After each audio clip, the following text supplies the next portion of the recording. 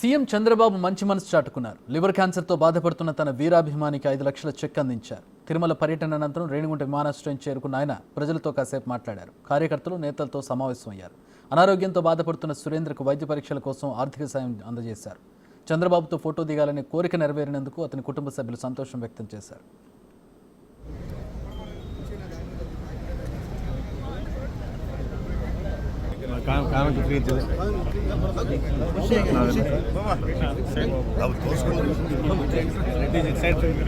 Sir నమస్కారం sir.